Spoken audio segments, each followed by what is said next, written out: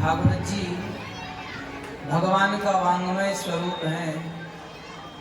भागवत जी के श्री चरणों में, भगवान के श्री चरणों में हम सब बैठे हैं और ऐसी दिव्य विभूति पूज्य गुरुदेव भगवान, जिनकी सुंदर वाणी से आप सभी श्रीमद् भागवत जी की पावन कथा श्रवण पान कर रहे हैं।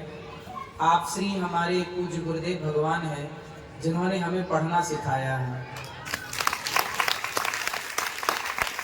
और आप लोग परम भाग्यशाली हैं कि हमारे गुरुदेव भगवान कथा में कहीं कम जाते हैं। चाह करके भी गुरुदेव भगवान के पास बहुत लोग चाहते हैं कि हम आपको बुलाएं, आपसे कथा कराएं, पर गुरुदेव भगवान केवल हम जैसे बच्चों को पढ़ाने में इतने बिजी होते हैं कि हम जैसों को ये ना पढ़ाते तो आज हम आपकी कैसे सेवा करते। हम जैसों को पढ़ाने में अपना पूरा समय आपसे लगाते हैं और हम लोगों के सुख के लिए, हम जैसे विद्यार्थियों के सुख के लिए कि हम कुछ पढ़ जाएं, दो शब्द कहने के योग्य बन जाएं, इसलिए आप श्री कहीं जाते आते नहीं हैं। वो तो आप लोगों का बड़ा भाग्य है कि आप लोगों के आह्वान पर गुरुजी आ गए, क्योंकि गुरुजी कम जाते हैं। बहुत लोगों का बुलावा होता है पर कम जाते हैं, क्योंकि आपका नित्य का जो कर्म है वो विशेष कर्म तो बच्चों को पढ़ाना ही है।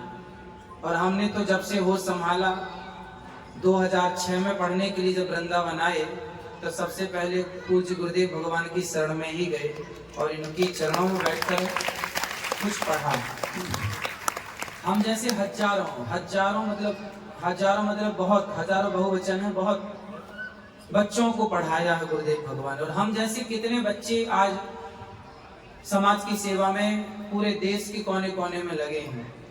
वृंदावन में आज एक ही स्थान है जहां सुंदर ढंग से पढ़ाई होती है और वो केवल गुरुदेव भगवान के चरणों में।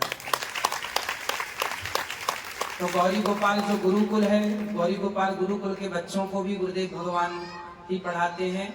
अभी गौरी गोपाल गुरुकुल जो है वहाँ लगभग 100 बच्चे हैं और पूज्य गुरुदेव भगवान जहाँ पढ़ाते हैं दंडी आश्रम, वहाँ भी बहुत सारे बच्चे हैं और वहाँ से पढ़े हुए बच्चे आज बहुत अच्छा कार्य कर रहे हैं। और ये गुरुदेव भगवान की ये देखिए, ये पुण्य है। जब कोई संत, कोई गुरु कोई पुण्य का कार्य करता है तो वो ये जप करते हैं, तप करते हैं, अनुष्ठान करते हैं, त्याग करते हैं, तो ये अपने लिए नहीं करते, इनके संबंध से। अब ये जिनके गुरु हैं, मतलब हम जैसे विद्यार्थी जिनका इनसे संबंध हो गया, एक भी दिन यदि इनसे कोई पढ़ा है तो वो संबंध हो गया गुरु शिष्य का। और इनका जो पुण्य है, कहते हैं बाढ़े पूत पिता के धर्मा, कहावत गांव में है, आप जानते हैं नहीं जानते इस बात को, पर बात ये है कि जब पुत्र बढ़ता है, शिष्य बढ़ता है, तो वो गुरु के पुण्य से ही बढ़ता है। भगवत कृपा है, गुरु का पुण्य होता है वो। तो आप जैसे गुरु चरणों में बैठ के हमें जो अक्षर पढ़ने का, सीखने का अवसर मिला, ऐसे पूज्य गुरुदेव भगवान की चरण रज को उठाकर ये दास अपने माथे पर रखता है। और आप सभी भक्तों को बार-बार प्रणाम करता हूँ। आप सभी भक्तों की भी चरण रज अपने माथे पर रखता हूँ, क्योंकि आप सभी वो भक्त हैं जो ऐसी दिव्य वाणी हमारे गुरुदेव भगवान की वाणी से सुन रहे हैं, भागवत जी की पावन कथा। तो देखिए गुरु जी सुना ही रहे हैं। पुरंजनोपाख्यान में एक सुंदर सी चर्चा गुरुदेव भगवान ने सुनाई। जब प्राचीन बरही ने बहुत सारे पशुओं की हत्या की, तब नारद जी आए और रोका कि भाई आप ये क्या कर रहे हैं। तो बड़ा तार्किक थे, नारद जी से तर्क किया राजा ने कि भाई यदि मैंने पुण्य किया है और यदि मैंने पाप किया है, तो पाप और पुण्य करने वाला तो शरीर है। भाई शरीर से तो आप पाप या पुण्य करते हैं। हाथ से किसी को भोजन कराएंगे पुण्य है, और हाथों से किसी का गला दबाएंगे तो पाप है। तो पाप और पुण्य करने वाला शरीर तो यहीं जल के समाप्त हो गया, तो फिर मैं क्यों भोगूंगा। प्राचीन वर्ही ने नारद जी से कहा कि मैं किए गए पाप मैं क्यों भोगूं, क्योंकि पाप पुण्य करने वाला तो शरीर है और शरीर तो यहीं चिता में जल जाता है सबके देखते देखते, फिर भोगेगा कौन। आप लोगों के मन में भी कभी ये प्रश्न खड़ा होता होगा कि पाप और पुण्य करने वाला तो शरीर है, फिर भोगता कौन है? लोग गुरुजी और हम सब कथाओं में पढ़ते सुनते सुनाते हैं कि पाप करोगे तो नरक जाओगे, पुण्य करोगे तो स्वर्ग जाओगे, भगवान की शरण में रहोगे तो मुक्ति होगी, वैकुंठ जाओगे, मोक्ष होगा। ये सब हम लोग सुनते चले आए हैं बचपन से। तो प्रश्न ये खड़ा हुआ कि पाप और पुण्य करने वाला शरीर तो यही भस्म हो जाता है, यही चिता में जल जाए या जमीन में गड़ जाए, फिर भोगता कौन है? तब नारद जी ने कहा कि प्राचीन वही तुम हो, बड़े ज्ञानियों की तरह बात कर रहे हो पर ज्ञान है नहीं। सुनो, बात ये है, नारद जी ने कहा देखो एक व्यापार, इसको ना एक दृष्टांत से समझते हैं, क्योंकि उनकी भाषा शास्त्रों की भाषा कठिन है। समुद्र से जब पानी वाष्पीकरण होता है तो खारा पानी होता है समुद्र का, पर जब बरसता है तो मीठा होता है। ऐसे ही शास्त्रों में जो बातें कही गई हैं वो यदि डायरेक्ट आप पढ़ लेंगे गीता को तो समझ में कुछ नहीं आएगा, पर ऐसे गुरुजनों से जब पढ़ेंगे तो इसे मीठा करके, मतलब जो समझ में आए उस तरह की वर्षा अपनी वाणी से कर देते हैं, तो हम जैसों की समझ में आ जाता है। तो समझ में क्या आया कि एक दृष्टांत से आपको समझ में आ जाएगा, लौकिक दृष्टांत है। एक सेठ जी थे, वो अपना कपड़ों की व्यापारी थे, कपड़ों की दुकान बंद करके वो घर में गए और जब सोए तो उन्हें स्वप्न आया, और स्वप्न में उन्होंने देखा कि ग्राहक आया और ग्राहक को उन्होंने कपड़ा दिया। एक सेठ जी थे जिनकी कपड़ों की दुकान थी, वो अपना दुकान बंद करके जब घर गए, खा पी कर सोए तो उन्हें एक सपना आया। सपने में उन्होंने क्या देखा? स्वप्न में कि कोई ग्राहक आता है, कहता है कि हमें 2-4 मीटर कपड़ा दो। तो वो एक शॉल ओढ़े हुए थे, रात को चादर शॉल कुछ भी ओढ़े होंगे। तो ग्राहक ने कहा कपड़ा दो, तो उन्होंने अपनी शॉल को ही फाड़ दी, और जैसी फटी शॉल तो उनकी आंख खुली, और जब आंख खुली तो ना वहां दुकान सत्य थी, ना वहां ग्राहक था, ना तो ग्राहक था ना तो दुकान थी, लेकिन जो शॉल फट गई वो तो सचमुच फट गई। उसी तरह ना तो ये संसार सत्य है, ब्रह्म सत्यम जगन मिथ्या, ये संसार सत्य नहीं है, और ना ये शरीर सत्य है। शरीर भी सत्य नहीं, संसार भी सत्य नहीं, परंतु शरीर के द्वारा संसार में किया गया हर पाप पुण्य सत्य है। जैसे स्वप्न सत्य नहीं है, ग्राहक सत्य नहीं है, लेकिन शॉल फट गई वो तो सत्य है। उसी तरह शरीर सत्य नहीं, संसार सत्य नहीं, पर शरीर के द्वारा संसार में किया गया है हर व्यवहार पाप और पुण्य सत्य है, वो भोगना पड़ेगा तुझे। इसलिए हम कोई भी कार्य करें तो ऐसे विचार से करें कि क्या ये करने योग्य है, क्या ये सही है कि गलत है। यदि गलत कर्म होगा तो पाप के भागीदार हम बनेंगे। आपने कुछ लोगों के मुंह से सुना होगा कि कर्म ही पूजा है, कर्म करो। अब जैसे यहाँ कथा हो रही है, आपकी सोसाइटी में आप लोगों ने किसी से कहा बहन जी भैया जी चलो कथा हो रही है, गुरुजी आए हैं, चलो कथा सुनते हैं, तो कुछ लोग कह देते हैं ठीक है चलो, पर कुछ लोग कहते नहीं, हम तो अपना कर्म करते हैं, हमें कथा वथा सुनने की जरूरत नहीं है, हम तो कर्म करते हैं और कर्म ही पूजा है। ऐसा लोगों ने सुना और आप लोगों ने भी सुना होगा। अच्छा बताइए, कर्म ही पूजा है, ये बात सही है या गलत है? जोर से, कर्म ही पूजा है।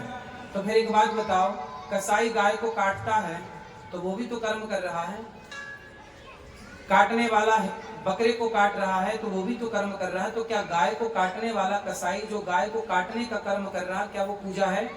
क्या बकरे को काटने वाला बकरे को काट करके जो कर्म कर रहा है, क्या वो सही है? क्या शराबी से पूछो क्या कर रहा है, बोले मैं अपना कर्म कर रहा हूँ, शराब पी रहा, अपना कर्म हो रहा है। तो क्या शराब पीना कर्म है? तो जो लोग कहते हैं कर्म ही पूजा है, वो ये बात अधूरी है। इसे पूरा करने के लिए ऐसे गुरु चरणों में बैठना पड़ता है। कर्म ही पूजा है। कैसे पूजा बनेगी कर्म? जब कर्म धर्म युक्त होगा, जब कर्म धर्म से जुड़ता है तब कर्म पूजा होता है। अब कर्म को करने के लिए किसका ज्ञान होना चाहिए? धर्म का। अब जैसे हमें धर्म का ज्ञान है कि हमें गाय हमारी माता है, तो हम गाय को माता मानेंगे, उसे काटेंगे क्यों? और जो काट रहा है उसे कर्म का बोध तो है, वो कर्म तो कर रहा है, लेकिन धर्म का बोध नहीं है, धर्म का ज्ञान नहीं है। आज आप लोग भी अपने समाज में, संसार में, परिवार में कुछ कार्य ऐसे करते हैं जो आप कहते हैं कर्म तो हो रहा है। कर्म श्रेष्ठ तब होगा जब धर्म से जुड़ा होगा। इसलिए कर्म से बड़ा कौन है? धर्म। यदि धर्म युक्त कर्म है तब वो कर्म सही है, और धर्म युक्त कर्म नहीं है तो वो कर्म, फिर वो कर्म पूजा नहीं है।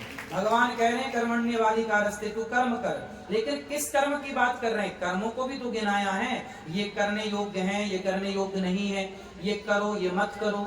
उसी प्रकार हमें शास्त्रों से, सत्संग से, गुरु चरणों से प्राप्त होता है ये बोध कि कौन सा कर्म करने योग्य है और कौन सा कर्म करने योग्य। तो ये विचार आपका है, ये विचार शास्त्र ये विचार ही तो देते हैं कि ये कर्म करो, ये मत करो। दूध पियो, शराब मत पियो। गाय की पूजा करो, गाय की हत्या मत करो। जीवों से प्यार करो, जीवों की हत्या मत करो। तो दो प्रकार की बातें हो गई ना, एक करने योग्य है कर्म, एक करने योग्य नहीं है। तो ये करने और ना करने योग्य का बोध कहाँ से मिलेगा? सत्संग से। इसलिए बिनु सत्संग विवेक न होई, इसलिए सत्संग करना आवश्यक है। कहीं भी रहो, कभी भी, कहीं भी, किसी भी काल में, किसी भी हाल में रहो, पर सत्संग से एक घड़ी, आधे की पुनियाद, तुलसी चर्चा राम की हरहि कोटि अपराध। और जीवन में सबसे बड़ा क्या है? पूजा। एक होती है पूजा और एक होता है प्रेम। पूजा आप सब करते हैं रोज, लेकिन पूजा कब सफल होगी? जब पूजा में प्रेम होगा। अच्छा बताओ, जलेबी मीठी होती है या नहीं? हाँ या ना? जलेबी मीठी होती है कि नहीं? हाँ या ना? नहीं होती। फिर चाशनी मीठी होती है। डायरेक्ट जलेबी कोई कढ़ाई से निकाल के आपको दे तो मीठी नहीं लगेगी। जलेबी मीठी नहीं होती, चाशनी में डूबने से जलेबी में मिठास चढ़ती है। उसी प्रकार पूजा है जलेबी और भगवत प्रेम है चाशनी। जब तक देखिए पूजा कोरी है, पूजा में क्या होना चाहिए? राम ही केवल प्रेम प्यारा, मिलहि न रघुपति बिनु अनुरागा, किए जोग जप ज्ञान विरागा, मोहन प्रेम बिना नहीं मिलते, चाहे कर लो कोटि उपाय। तो पूजा है जलेबी और प्रेम है चाशनी। तो आपकी पूजा किस में डूबनी चाहिए? कौन सी चाशनी में? प्रेम की चाशनी। अब ये प्रेम आप करते हैं कि नहीं? किससे करते हैं? भगवान से। कितना करते हैं? जितना पति से है, जितना पुत्र से है, जितना परिवार से है, क्या इतना भगवान से है? यदि है तो आपके प्रेम को प्रणाम है, और यदि नहीं है तो प्रेम को बढ़ाओ, क्योंकि भगवान पूजा से नहीं मिलेंगे। पूजा सहयोगी है, भगवत प्राप्ति में पूजा सहयोगी है, लेकिन अकेली पूजा क्या कर लेगी? दुर्योधन की पूजा को भगवान ने स्वीकार किया? कन्हैया आज हमारी मैया ने 56 भोग बनाए आपके लिए, माता गांधारी ने, आप खा लो। क्या भगवान ने दुर्योधन की पूजा स्वीकार की? पर विदुरानी के प्रेम को स्वीकार किया और छिड़कों का भोग लगाया। इसलिए भगवान किसके भूखे हैं? इसलिए पूजा तब सार्थक होगी जब को पूजा में प्रेम घुला होगा। इसलिए प्रेम जरूरी है। हमारे वृंदावन में, हमारी जो वृंदावन की धरती है ना, वो प्रेम की धरती है। वहां पर क्या है? प्रेम है। कैसा प्रेम चाहिए? अच्छा प्रेम आप लोग करते हैं तो बताओ प्रेम किसे कहते हैं? प्रेम की परिभाषा क्या है? बताओ प्रेम की परिभाषा क्या है? आप अपने पति से करते हैं, पुत्र से करते हैं, बेटी से करते हैं, और इष्ट मित्र दोस्तों से करते होंगे। तो बताइए प्रेम क्या है? करते तो है ना, परिभाषित करो से। परिभाषा क्या है प्रेम की? प्रेम की परिभाषा है, समझो। एक छोटी सी बात कह करके मैं पूरी बात करूंगा। गुरुजी जल्दी समझ नहीं ज्यादा। देखिए प्रेम क्या है, हमने गुरु चरणों में बैठ के जो सुना, जो पढ़ा, वो आपको केवल बता रहे हैं, और ये सब हमारे गुरुजी आपको सब बताएंगे या बता चुके होंगे। तो प्रेम क्या है वो आप समझिएगा। गोपियां भगवान के प्रेम में रो रही हैं। जब भगवान मथुरा, वृंदावन से मथुरा गए, और जब रोई गोपियां, तो मथुरा से वृंदावन बहुत दूर तो नहीं है, 10 किलोमीटर है या 12 किलोमीटर है या 15 किलोमीटर है। पैदल जाएंगे आप तो 2 घंटे या 3 घंटे से ज्यादा पैदल की यात्रा है, 3 घंटे। और आप रथ से जाएंगे तो रथ तो 20 मिनट पहुंचा देता था उस जमाने में, और जल्दी। तो गोपियां सुबह जाती। अब देखिए हम वृंदावन से यहाँ आ गए और आके आपका दर्शन करके और वापस भी चले जाएंगे। तो जब हम वृंदावन से यहाँ आ गए 100-150 किलोमीटर दूर, तो क्या गोपियां 10-12 किलोमीटर दूर नहीं जा सकती थी? जा सकती थी, तो क्यों नहीं गई? क्यों भगवान को भेजना पड़ा उद्धव जी को? भगवान ने कहा प्रेम सार है, उद्धव जाओ, कहा उद्धव ने हंसकर, मैं अभी जाता हूँ वृंदावन, जरा देखूं कि कैसा है कठिन अनुराग का बंधन। मैं अभी जाता हूँ। उद्धव जी चले और जब गोपियों के पास पहुंचे तो गोपियों से कहा कि आप रो क्यों रही हैं? गोपियां बोली, हमें रोने दो, हम प्रेम करती हैं। अच्छा, प्रेम करती हो तो रोना जरूरी है क्या? हाँ। अब देखो, प्रेम की परिभाषा की ओर मैं चल रहा हूं आपको लेकर। प्रेम क्या है? शास्त्रों ने एक छोटी सी लाइन कही है, तत्सुखी सुखित्वम। होगी परिभाषा, ये परिभाषा होगी। क्या मतलब निकला इसका? इसका अर्थ निकला कि अच्छा ये बताओ, आप अपने पति से प्रेम करती हो या आपका पति आपसे प्रेम करता है? पत्नी कहे कि आप मेरे हिसाब से चलो और पति कहे अच्छा ठीक है मैं तेरे हिसाब से चलता हूं, तो बताओ इन दोनों में प्रेम कौन करता है? पत्नी बोले कि आप मेरे हिसाब से चलोगे और पति बोले अच्छा ठीक है तू जैसा कहती है मैं तेरे हिसाब से चलूंगा। इनमें प्रेम करने वाला कौन है? कौन है? जो प्रेम होता है ना, वो प्रेम जो होता है वो हिसाब से चलाता नहीं है, वो हिसाब से, हाँ, हम आपको अपने हिसाब से चलाएं ये तो स्वार्थ होगा, पर हम आपके पीछे पीछे आपके हिसाब से चलें ये प्रेम है। और प्रेम कैसा है कि हम आपको अपने हिसाब से ना चला। अच्छा देखिए, अब कुछ लोग वृंदावन जाते हैं, जैसे भगवान जी विराजे हैं सामने, तो कुछ लोग भगवान के पास जाते हैं और भगवान से कहते हैं प्रभु हमें ये चाहिए, हमें बहू के बेटा नहीं हो रहा, हमें ये हो रहा, हमें ये चाहिए, ये हो रहा। आप भगवान से कुछ चाहते हैं, आप भगवान से कुछ, यदि आपके अंदर भगवान से कुछ पाने की इच्छा है तो फिर वो प्रेम कहाँ है? वो तो स्वार्थ है ना, स्वार्थ लाग करें सब प्रीति, वो स्वार्थ है, तो प्रेम नहीं है। प्रेम क्या होगा? प्रेम का अर्थ है कि मैं भगवान से ये ना कहूं कि प्रभु मुझे ये दो, प्रेम कहता है कि प्रभु जो आपकी मर्जी है वो दो, मैं उस हाल में आपका स्मरण करूंगा, उस हाल में खुश रहूंगा। अच्छा